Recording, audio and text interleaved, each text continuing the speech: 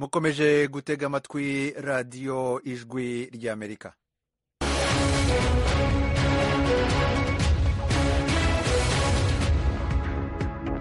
radiyo ijwi ry'amerika ivugira i Washington DC mu kirundi no mu kinyarwanda. mu Rwanda mutwumvira kuri FM 104 n'ibice bitatu y'ijwi ry'amerika. mu Burundi turi ku mirongo migufi ya shortwave kuri metero 19 na metero 22.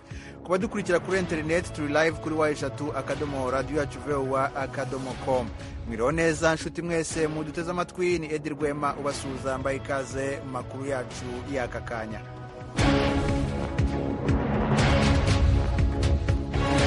ingingo z'ingenzi z'amakuru twabateguriye. mu Rwanda Aimable Karasira yikuye mu rubanza rwe.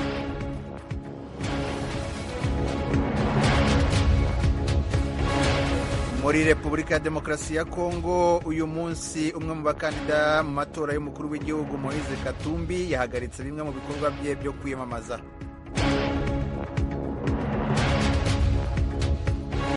naho perezida wa Ukraine Volodymyr Zelensky arasaba abanyaburayi kugobotorera igihugu cye inkunga za gisirikare. ayo makuru n'andi twabateguriye ni mu kanya gato, mugume hafi y'amaradiyo yanyu.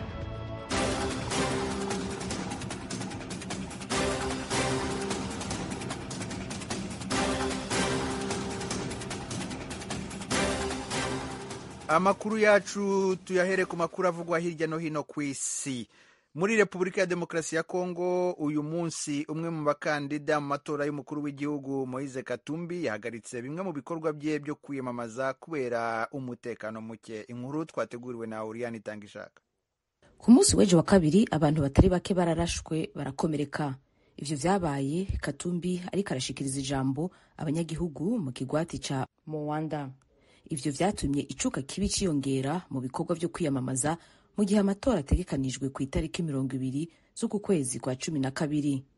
nta makuru atomoye arasohoka yerekeye ukuntu urwo ruhagarara rwatanguye, ariko leta yo muri iyo ntara yasohoye urwandiko ruvuga ko abajejwe umutekano wa Katumbi barashe amasasu yo kugabisha abantu bariko baragumuka. ivyo bica bituma uruhagarara mu bantu rwongerekana. leta ivuga ko abapolisi baciye batera ivyuka bibaba mu maso kugira bahagarike umusunikano mu bantu. urwo rwandiko rwa leta ya Kongo ruvuga kandi ko abantu batari bake bakomeretse, harimo n'umupolisi yakomeretse cyane. amatohoza kuri ubwo bugizi bwa nabi yatanguye. ku rubuga rwiwe rwa X rwahoze rwitwa Twitter, Katumbi yanditse avuga ko igipolisi carashe amasasu mu bantu kandi ko ivyo vyari vyateguwe gukorwa kugira habe ubugizi bwa nabi. muri Nigeria polisi yatangaje uyu munsi ko abantu bitwaje intwaro bishe abasirikare ba leta 4 bashimuta n'abanyakoreya y'epfo 2. inkuru twasomewe na Thomas Kamirinde. igico cyabereye muri leta ya Rivers iri mu majyepfo y'igihugu. abasirikare bari baherekeje abanyakoreya ba Societe Dayeo bari bagiye mu kazi aho bacukura peteroli. ababateze bishe n'abashoferi babo 2 b'abasivili batwaye n'imbunda abasirikare bari bafite. sosiyete nyinshi zo muri Aziya by'umwihariko zo mu Bushinwa na Koreya y'Epfo zikora muri Nigeria, cyane cyane mu bucukuzi bwa peteroli n'amabuye y'agaciro no mu bwubatsi bw'imihanda y'imodoka n'iya gari ya moshi. kenshi bamwe mu bakozi bazo barashimutwa maze imitwe yabatwaye ikabarekura imaze kubona amafaranga y'ingurane. hari n'ubwo ariko inzego z'umutekano zijya zigobotora bamwe na bamwe. nta mutwe uratangaza ko ari wo waba waratwaye bari abanyakoreya y'epfo 2. polisi n'igisirikare nabo baracyabashakisha, ntibaramenya aho babajyanye. mukomeje gutega amatwi radiyo ijwi ry'Amerika. leta ya Israeli yatangaje uyu munsi ko abasirikare bayo 10 baguye mu mirwano na Hamasi mu majyaruguru y'intara ya Gaza muri Palestina. Oriane Itangishaka arakomeza. Ico gisirikare cyatangaje kandi ko cari cateye ibibanza birenga 250 ku munsi umwe. ivyo bitero vyakoreshejwemwo indege z'ingwano mu kibanza carimwo umugwi w'abagwanyi bariko bategura gutera ibisasu vya rokete muri Israel. muri iyo ngwano yabereye mu ntara ya Gaza, igisirikare ca Israel kivuga ko catoye ibiziga vy'abantu 2 bari bagizwe imbohe mu gitero Hamas yakoze mu kwezi kwa 10. Ico gitero nico catumye igisirikare ca Israel gitangura ibitero vyaco vyo kwivuna umwansi. umuvugizi w'ubushikiranganji bwa Israel bwo kwivuna abansi yavuze ko abantu umugwi Hamas yagize imbohe wabanyegeje mu bibanza byo mu kuzimu mu turere dutandukanye twa Gaza tubamwe abantu benshi. Avuga kandi ko ivyo bituma igikorwa co kubatabara kigorana, ariko ko igisirikare ca Israel kitazodebukirwa mu mugambi waco wo kubabohoza. Iyo ntambara irabandanya naho abatari bake bagabisha ko iriko iragira ingaruka mbi ku basivile b'abanyepalestiniya muri Gaza. Uyu musi kandi Papa Francisco yongeye gusaba ko haba ihagarikwa ry'ibitero buno nyene, yongera asaba ko imfashanyo zishikirizwa abantu muri Gaza, abanyurujwe na Hamas nabo bakarekugwa.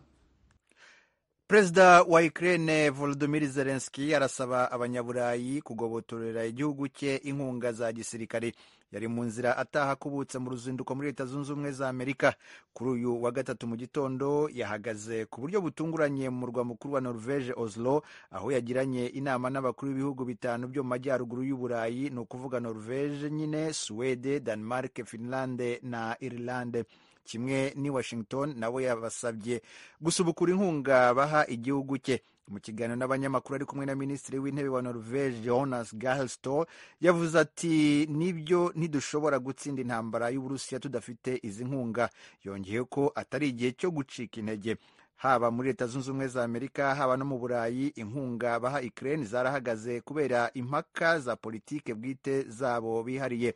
Ariko Minisitiri w'Intebe wa Norvege yatangaje ko guverinoma ye igiye guha Ukraine amadolari arenga miliyoni 270. Naho Minisitiri w'Intebe wa Denmark, umutegarugori Mette Frederiksen, we yatangaje ko guverinoma ye igiye gutanga amadolari arenga miliyari. Biriya bihugu bitanu by'amajyaruguru y'Uburayi byose hamwe bimaze guha Ukraine imfashanyo ingana n'amadolari miliyari 12 kuva Uburusiya witeye mu kwezi kwa kabiri umwaka w'2022. Naho Leta Zunze Ubumwe za Amerika imaze kuyiha amadolari miliyari 111, ariko Zelensky ntiyabashije kwemeza inteko ishinga amategeko Kongre kudohora inkunga y'inyongera ingana n'amadolari miliyari 61 Perezida Joe Biden amusabira. Yatangaje ko yatahanye icyizere cyonyine gusa. 4 muri biriya bihugu bitanu kimwe na Leta Zunze Ubumwe za Amerika biri mu muryango wa gisirikare wa OTAN. Swede yitegereje kwemererwa kuwinjiramo.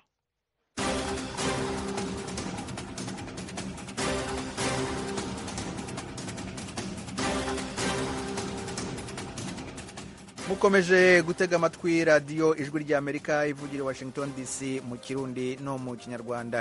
Mudukurikire no kuri internet kuri wa3.radio.voa.com. Mu kanya turajya amakuru avugwa mu karere k'ibiyaga bigari.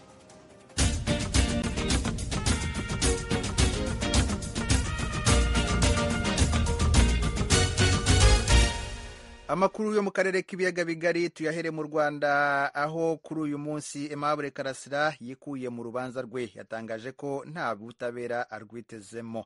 Ni inkuru y'umunyamakuru Eric Bagiruwubusa uri i Kigali mu Rwanda.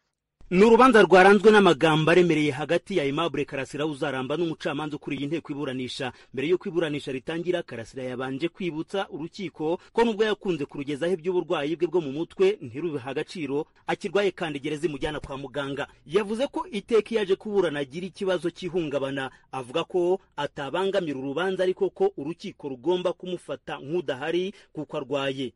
Yikomye urukiko n'ubushinjacyaha ko mu miburanire bombi bamukorera icyo yise kumuvira indimwe, kandi ko hari amagambo avuga mu iburanisha urukiko ntiruyandike. Ati ndi hano ntakeneye ubutabera, ndi hano ngo ibyanjye bijya hagaragara bimenyekane. Nimubona ntasinye ku nyandiko mvugo z'amaburanisha mu munyihanganire. Ni uburenganzira bwawe, iyo uza kuba urwaye wagombye kuba wazanye impapuro za muganga zikwemerera ikiruhuko cy'uburwayi. Ibyo uvuga birandikwa nunakendera amajwi uzayahabwa. Ibyo uvuga uba wagira ngo si urukiko ubwira, hari abandi uri kubwira. Ibyo ukora byose ni uburenganzira bwawe wakoresha uko ubyumva. Icyo ni igisubizo cy'umucamanza uburanisha Karasira. Yamwibukije ko icyo urukiko rwibandaho ari ibimenyetso kuruta ibindi. Karasira yavuze ko adasuzugura urukiko, ariko koko aza kuburana nk'uri gusezera kuko ashimangira ko namara gukatirwa ibihano azagwa muri gereza. Urukiko rwamwemereye kubifata uko abyumva kuko ruvuga ko ruburanisha imanza nyinshi zikomeye kurusha urwe. Ubushinjacyaha bwasobanuye icyaha cyo gukurura amacakubiri mu banyarwanda rwisunze amagambo buregesha Karasira. U Rwanda ruracyaboshye, badutetsemo umureti tubabera igitambo. Mu bigo bya RGB, RDB, Rwandeya, mu marushanwa ya Nyampinga w'u Rwanda mu nzego za gisirikare hagaragaramo abatutsi kandi biganjemo bavuye Bugande. Namwe mu magambo ubushinjacyaha bumburagesha buvuga ko yakoresheje agamije gutanya abanyarwanda. Buvuga ko ibyaha yabikoze azi neza ko ziriya mvugo zatanya abantu, ajya no gushaka imiyoboro ya YouTube abivugiraho. Ubushinjacyaha bwasobanuye kandi icyaha cyo guteza imvuru cyangwa imidugararo muri rubanda. Rugishingira ku magambo burega Karasira ko yavuze ko mu gisirikare cy'u Rwanda harimo abakomeye bavuye Uganda, ko na gahunda ya ndi umunyarwanda ari amayeri yo kubeshya ko mu Rwanda mu uko atariho. Bukabwira urukiko ko ayo magambo agaragaza ubushake bwo gukora icyaha. Bwasobanuye ko Karasira yavugaga ko rubanda rutegetswe n'abanyamahanga barubeshya. Hari ikiganiro mu majwi n'amashusho Karasira yagiranye n'umuyoboro wa Umurabyo TV cyakuriye impaka z'urudaca kiba intandaro y'amagambo akareshye mu rukiko. Ni ikiganiro cy'iminota igera muri 50. Ubushinjacyaha bwasabaga ko bakumva uduce twacyo. Karasira n'abamwunganira bagasaba kucyumva cyose kugira ngo hamenyekane ibigikubiyemo nuko byavuzwe. Karasira ati twumve video yose, ntabwo mbategeka, ariko muhembwa imisoro y'abaturage, nanjye ndi umuturage, mwimbindikiranya. N'imvugo zazamuye uburakari bw'umucamanza amusubiza mu magambo agira ati bubu bwa mbere n'ubwa nyuma ntabwo ibyo bintu bizongera mwiburanisha. Karasira uri umuburanyi kimwe nk'abandi, ugomba kubaha urukiko. Ku banyamategeko ba Karasira umucamanza ati muvugane n'umukiriya wanyu, ibyo bintu byo gukomeza gutesha agaciro urukiko ntitugomba kubyihanganira. Uyu munsi tugomba kubishyiraho iherezo, nibi naba ngombwa tuzafata izindi ngamba. Byarangira urukiko rutegetse ko ibiganiro babyumva uko byafashwe. Hari ikiganiro Karasira agaragara avuga ko FPR ikoresha ubwira no kwiyemera kuko ari ifite ingabo, agashimangira ko FPR ibaye ikora yonyine nta n'icyasigara. Yumvikanisha ko iyo avuga ari ibitekerezo bye kandi atagombye kubizira. Yumvikanamo avuga ko ishyaka MRND ryo kwa Perezida Habyarimana ritimagakaza abatutsi, ko n'ikimenyimenyi mu gihe cyo kwibuka jenoside hari ibigo byibuka babyo bishwe. Muri aya magambo kandi Karasira haraho yumvikana avuga ko zimwe mu mbwirwaruhame za Perezida w'u Rwanda Paul Kagame zimutera kumiro akarira, agashimangira ko adashobora kwifatanya n'abamukomera amashyi mu magambo akomoza ku bwicanyi. Yumvikana avuga ko jenoside mu Rwanda ubutegetsi buyikoresha nk'igikoresho cyo gucecekesha abatavuga rumwe nabwo. Naho ku ngingo y'ubumwe n'ubwiyunge mu Rwanda Karasira akavuga ko hari icyo yita amajanisha y'imbusane ku bumwe n'ubwiyunge, akavuga ko mu gihe ubutegetsi bwagaragaza nka 90% we yabiha 10%. Iburanisha rirangiye Karasira yatse ijambo asaba imbabazi ku myitwarire mu rukiko, ati ntabwo nzongera nisubiyeho, nta kibazo. Urukiko ruturakoze kuba wisubiyeho, nta propaganda dukeneye mu rukiko. Icyo dukeneye nuko hari ikirego bakurega wagombye kureka bakagisobanura ukakisobanuraho. Karasira ashimiye urukiko ko rwamufashije akabasha kwishyura abanyamategeko ku mafaranga ye yari yarafatiriwe. Gusa nk'uko yari yatangiye abibwira urukiko arasa n'utisubiyeho, nubwo mu miburanira acishamo akaka ijambo byarangiye yanze gushyira imikono ku nyandiko mvugo z'uyu munsi. Bamwe mu bakurikira urubanza bagafata iyi myitwarire y'uregwa nk'ikimenyetso cy'uburwayi. Mu bihe bitandukanye amatsinda y'abaganga yagaragaje ko Karasira afite uburwayi bwo mu mutwe bukomoka ku mateka ya jenoside yamugizeho ingaruka, gusa ko ubwo burwayi butamwambuye ubushobozi bwo gutekereza neza. Karasira aregwa ibyaha bya jenoside byo guhisha ingiro jenoside, kuyipfobya no kuyihakana, akavuga ko atatinyuka gukora ibyaha kuri jenoside yamukorewe ikamusiga iheruheru. Avuga ko aregwa ibyaha byo mu nyungu za politiki, asobanura ko amagambo yavuze yari agamije kurwanya akarengane, yiteze ko yazabiboneramo igihembo cy'amahoro cyitiriwe Nobel, birangira yisanze mu buroko. Ibyaha 4 muri 6 ubushinjacyaha bumurega bikomoka mu magambo yagiye avuga mu bihe bitandukanye ku miyoboro ya YouTube. Urubanza ruzakomeza mu ntangiriro z'umwaka utaha. Bagira Ijwi rya Amerika Nyanza mu majyepfo y'u Rwanda. Tugume mu Rwanda aho uyu munsi hagaragaye amakuru acicikana ku mbuga nkoranyambaga atabariza umunyapolitiki utavuga n'umwe n'ubutegetsi Victoire Umuhoza. Amakuru ya nyuma yavugaga ko urugo rw'uwo muyobozi w'ishyaka Dalpha Umurinzi rwagoswe n'abashinzwe umutekano. Ijwi rya Amerika ryashatse kumenya inkuru y'imvaho, maze mugenzi wacu Venuste Nshimiyimana ahamagara Madame Victoire Ingabire. Nibyo hamaze iminsi havugwa amakuru ko umutekano wanjye utameze neza, hari ababimbwiye mu magambo b'inshuti hari za Twitter zasohotse abantu babonye, hari ibinyamakuru byegereye leta nka New Times n'igihe byasohoye inkuru. Ibyo byose ni ibintu bituma abantu bagira imitima ihangayitse, bakavuga bati ibintu bigomba kuba bitameze neza, ariko kugeza uyu munsi ndi iwanjye mu rugo. Madamu Victoire Ingabire, amakuru ayo ngayo nyine y'impuha acicikana hirya no hino arimo aravuga ko urugo rwawe rwagoswe. Mbese ubu tuvugana hari abantu bagose urugo rwawe, hari abantu wabonye, hari abaje kugira icyo bakubaza, hifashe hate? Oya, mu rugo rwanjye nta muntu warugose rwose, nta muntu warugose. Abantu barinjira bagasohoka, abashobora konsura bari konsura, nta muntu wangose, nta n'urwego urwo ari rwo rwose rwaba rwampamagaye. Iyo wumvise amakuru nk'ayo ngayo birumvikana, usoma ibinyamakuru avuga uti ikinyamakuru igihe.com cyarabyanditse, inshuti zirabimbwira, ariko se nkawe nk'umunyapolitiki uri aho ngaho mu gihugu uvuga, turakubona ku binyamakuru mpuzamahanga uvuga, hari umutekano wawe, hari ikibazo ufite nyirizina? Kugeza ubu usibye ibyo biri gutambuka mu itangazamakuru bitatuma nyine umuntu adahangaye, kandi umuntu ufite umubiri uhangaye ukavuga uti ibintu ni ibiki, cyane ko nk'uko bivuze amaze iminsi isohoka mu itangazamakuru mpuzamahanga kuri kibazo cy'amasezerano hagati y'u Rwanda n'Ubwongereza. Izo nkuru zitambuka nizo zituma umuntu ahangayika, ariko mu by'ukuri kugeza ubu nta kibazo mfite rwose cy'umutekano. Ariko se icyo nicyo kintu cya mbere gikomeye waba uvuze mu gihugu, ku buryo hari uwaguhungabanya kubuza kuvuga? Ubundi iyo uvugira aho mu Rwanda ntabwo baba bazi aho uvugira? Baza aho mvugira ntuye iwanjye, ntabwo njya nimuka, sinjya mpava. Ubuyobozi bw'igihugu buzi aho ntuye, ntabwo ari ikibazo rwose. Baza aho mvugira, kandi ibyo mvuga ni ibibazo bimwe, ni ukubaka igihugu kigendera ku mategeko, ni ukubaka igihugu kigendera ku mahame ya demokarasi, ni ukubaka igihugu cyubahiriza uburenganzira bwa muntu. Hari abantu bamwe tutabyumva kimwe, iyo nsomye izo artikeli ziba zasomye muri ibyo binyamakuru, hari abantu tutabyumva kimwe, ariko njye ndabyemera nk'umudemokarate, ntabwo dushobora kumva ibintu kimwe, dushobora kubibona kimwe. Ahubwo icyo nsaba abanyarwanda ni uko ibintu byo kugira ngo babibyazemo amagambo mabi, kuko nk'ibyo byo kuri social media ntekereza ko nabyo byahangayikishije abantu, ni uko umuntu atinyuka akandika ati ngewe banyemerere nze nkurase. Donc iyo umuntu avuze ikintu nk'icyo, undi ati bakwice, undi ati bagufunge, bigasohoka gutyo, bitera impungenge, nibyo bikurura n'ayo magambo. Wenda n'ibyo bihuha byose biba bihari, n'izo nyandiko ziba zasohotse kuri social media. Rero abanyarwanda twari social media kuzikoresha mu buryo bwubaka, uramutse ntabwo dushobora kubona ibintu kimwe, ariko dukore mu buryo bwubaka aho kubaka ibintu bisenya. None se akamaro k'umunyapolitiki ni ukugerageza guhuriza abantu hamwe kugira ngo bubakire hamwe. Ari abo ngabo bahamagarira abandi kwica abandi, ari abo ngabo bakuvuga nabi, ari nabo ngabo bagutabariza ariko babeshya bavuga ibintu bitari byo. Abo ngabo bose muri kano kanya ikintu bababwira n'iki kugira ngo abumva amakuru nk'ayo bagire umutima utuje? Icyo mbwira abanyarwanda bose, ari abatemerana n'ibitekerezo byanjye, aremerana n'ibitekerezo byanjye, ni uko twakomeje kumva ko tugomba kubahana mu bitekerezo byacu binyuranye dufite, tukagerageza kubyubahanamo, tukagerageza kubiganiramo nta magambo mabi, nta mutima mubi, nta nzika zihari, nta binyoma birimo, hanyuma tukubaka u Rwanda rwiza. Twitoze gutanga ibitekerezo, kugira impaka mu bitekerezo byubaka, aho kugira impaka za ngo turwane nitwicane nitugire gutyo. Umuco wo kwica rwose mu Banyarwanda dufite, ntekereza ko dukwiye kuwureka. Victoire Ingabire Umuhoza, umuyobozi w'ishyaka Dalfa Umurinzi, turavugana uri i Kigali mu Rwanda. Ndagushimye cyane ku bw'aka kanya uhaye Ijwi ry'Amerika. Yego, murakoze nawe.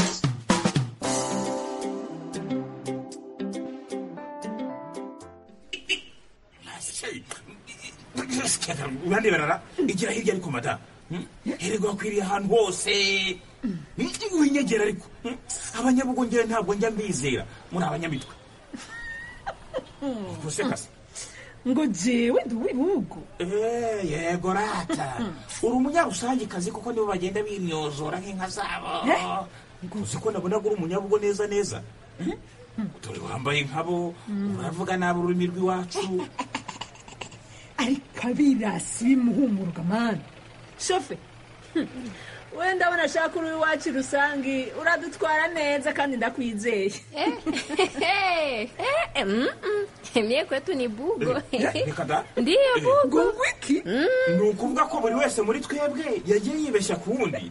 Yababa. Shofe, twigende. Kombo taxi yaje. Kombo taxi ni ikiganiro gishya kuri radiyo ijwi rya Amerika. Muze dutembere mu karere k'ibiyaga bigari na Kombo taxi. Iyi taxi ikorera hafi y'umupaka ishobora gute gutwara abantu baturutse mu mihingo yose kandi bafise byinshi bibatandukanye. Mu maneno ya kuchekesha, Kombo Taxi inatuonyesha kwamba watu wa kutoka mbalimbali na watu wa makabila mbalimbali wanaweza kuishi kwa amani. Kombo Taxi muitegurirwa kandi mukayigezwaho na La Benevolencia Royal.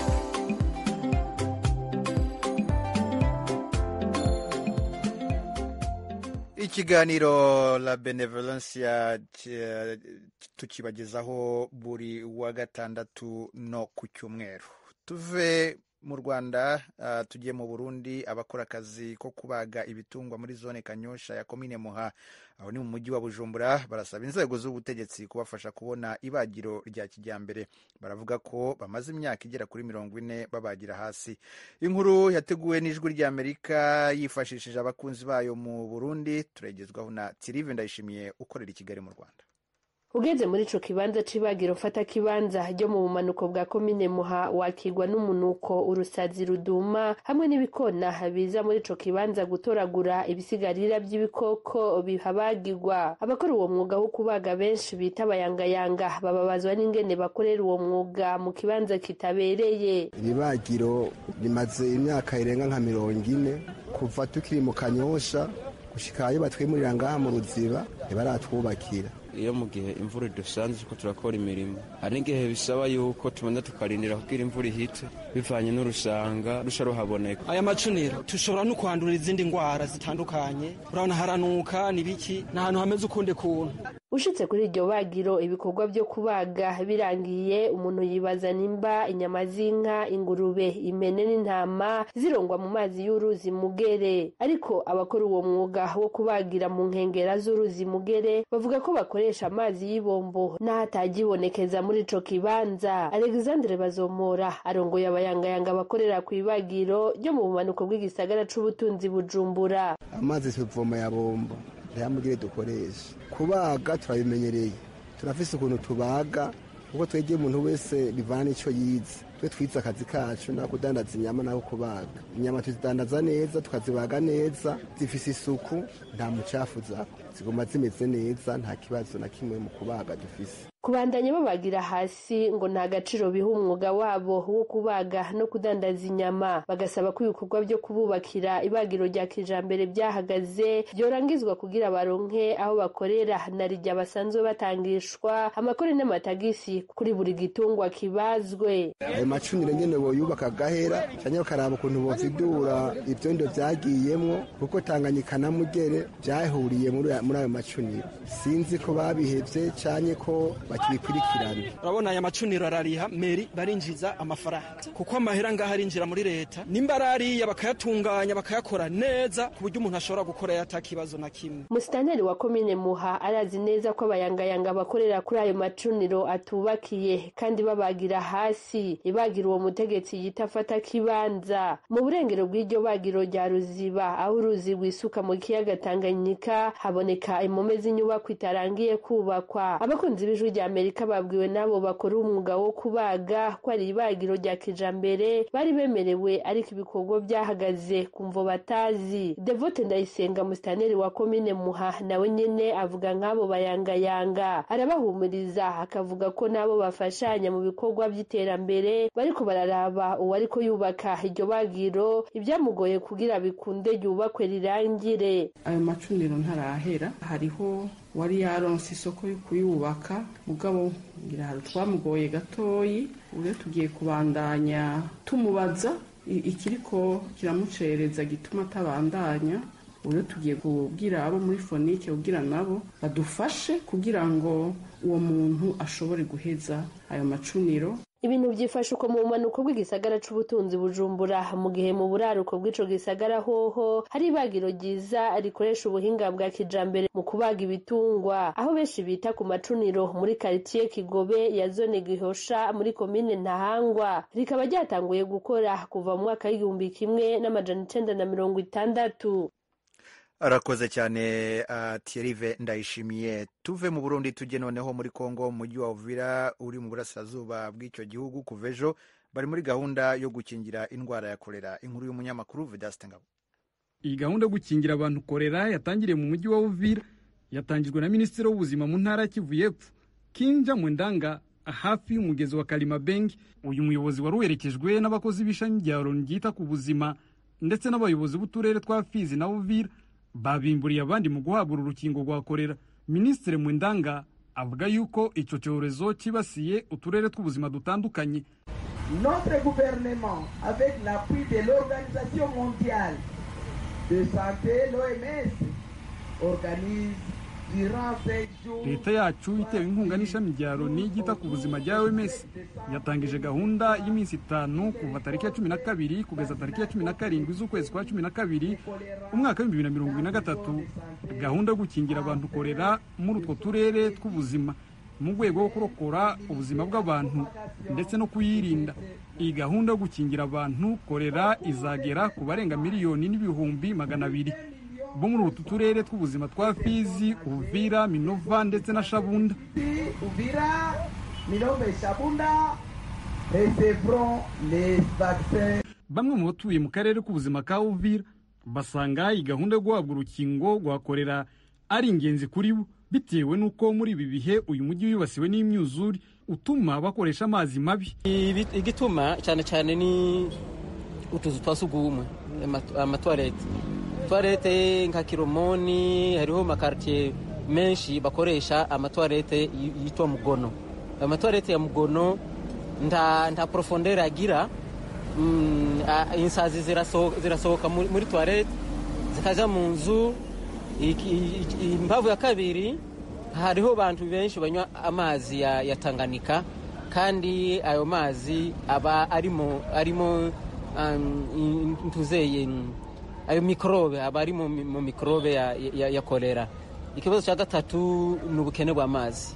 Iyi gahunda yo gukingira abantu mu karere k'ubuzima ka Fizi iteganyijwe no mu nkambi ya Mulongwe irimo impunzi z'abarundi zirenga 10,000. Abayituye basanga uburyo bwiza bwo kugwanya kolera ari uko ikibazo cy'amazi n'imisarani byabonerwa umuti. Tugiye kuraba nk'amazi tunwa, icambere coco na amazi y'ibipoma naje imvura igize iminsi igwa ari nyinshi, urumva ni hatari naho nyene ivyo gipoma kugira ngo kiboneke no kugwana kugira ngo amazi ashobore kugirane kuboneka, kubera ko amazi akenye mu nkambi nta mazi y'amabombo dufise. None wumva n'ubundi urwo rushanje ruza kutumarira iki, kandi n'ubundi isuku rizogumarira iki kuvyerekeye n'amazi. Ikindi kibazo naco tuca tugenda guhura naco ni ikibazo c'isuku rike kiyerekeye n'utuzu twa sugumwe, amatwarete. Ugera ngo urimvye metero imwe ushikira amazi ku metero imwe n'inusu w'inanasi, metero 2 amazi aba yuzuye. Inamoro Sandrine ni umurundi wo mu nkambi ya Mulongwe, ari mu kigero cy'imyaka 40 y'amavuko. Ubu yavuga yuko mu kwezi kwa 8 yagwaye kolera. Kuri ubu ahamagarira izindi mpunzi kuyikingiza. Bakwiye kuducandaga atani inzu n'imwe basimvye, no mu Kibembe bakaje bakaducandaga twese, kubera turi igihugu kibanyi. Aha hepfo mu Kibembe turi bamwe, nzogenda nsaba amazi mu Kibembe, bazompa amazi yagwaye kolera izomfata. Cenda mugurire kw'imboga azizanye kolera n'ubundi zogaruka irene ifate. Umuyobozi ushinzwe ingingo mu ntara ya Kivu y'Epfo, Muganga Joseph Matumanya, agaragaza yuko abantu 1,000 ari bo banduye kolera, abandi 100 irabahitana mu gihe cy'umwaka umwe. Uyu muyobozi avuga yuko uturere twibasiwe cyane n'iki cyorezo cya kolera kurusha utundi ari utwegereye ikiyaga cya Tanganyika ndetse n'ikiyaga cya Kivu. Vedaste Ngabo, Ijwi rya Amerika, Uvira. Arakoze Vedaste Ngabo. Tugarutse gato ku nkuru mu kanya twari tumaze kubagezaho ivuga ko hari amakuru yacicikanye mu mujyi wa Kigali ku mbuga nkoranyambaga avuga ko Madame Victoire Ingabire Umuhoza yaba yatawe muri yombi ndetse n'urugo rwe rukagotwa. Umuvugizi wa polisi y'u Rwanda amaze kubwira Ijwi rya Amerika ko amakuru avugwa kuri uyu munyapolitiki nabo bayamenye. Boniface Rutikanga arasaba abanyarwanda kwima amatwi impuha, akavuga ko umutekano wa Victoire Ingabire udahunga bihungabanye. Nshuti mwari muduteze amatwi, aho ni naho dusoreje amakuru yacu yo kuri iyi saha. Tubashimiye kuba mwaduteze amatwi. Dushimire enjeniyeri Joe wadufashije mu buhanga bw'ibyuma. Geoffrey Mutagoma niwe wamfashije kwegeranya aya makuru. Muri studio ya 5 mwari kumwe nanjye Edi Rwema. Reka mbasezereho mbifuriza amahoro n'amahirwe.